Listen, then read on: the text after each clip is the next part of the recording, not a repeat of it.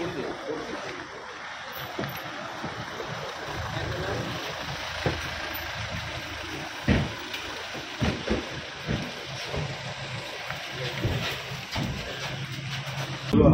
আদালতের কাছে আমরা দ্বারস্থ হয়েছিল, সেখানে আজকে সময়ের অভাবের জন্য হিয়ারিং হয়নি। উনি একটা ভার্বাল অর্ডার দিয়েছেন, সেই অর্ডার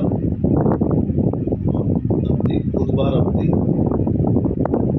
স্পষ্টভাবে বলে দিয়েছেন কোনো রকম কিছু করা যাবে না। কীভাবে জজরা বলছেন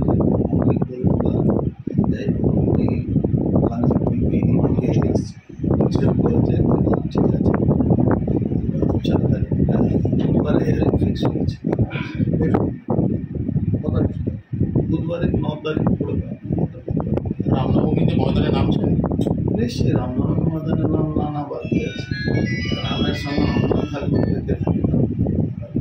পর্যন্ত আপনাকে এর আগে যখন ফিরছেন দিল্লি থেকে তার কিছুক্ষণ আগে আবারও জগদ্দল থানার তরফ থেকে নোটিশ দিয়ে দেয়। এই আবার একটা নোটিশ এসছে, আমি জানি না নোটিশটাকে ভ্যালিডিটি আছে কি না আছে। এখানে অলরেডি বিচারপতি বলছেন কিছু ইনস্ট্রাকশন দিয়েছে, তারপরেও নোটিশ দিয়েছে।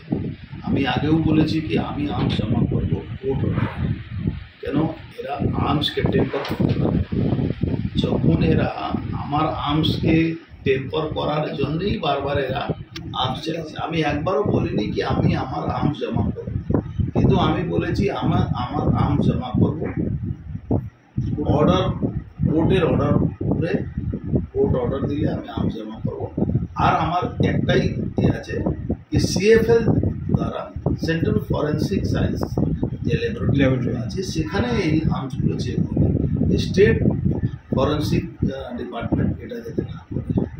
আমার আর কোনো এর মধ্যে আমি আর্মস জমা করতে রাজি আছি, বাট সেন্ট্রাল ফরেন্সিক থেকে এটা এক্সামিনেশন, সেটাও আমি বলেছিলাম কি এটা কোর্ট অর্ডারে আমি যে অ্যাপ্লিকেশন করেছি সেখানেও আমি স্পষ্টভাবে বলেছি কি কোর্ট যদি অর্ডার করে আমি আর্মসটা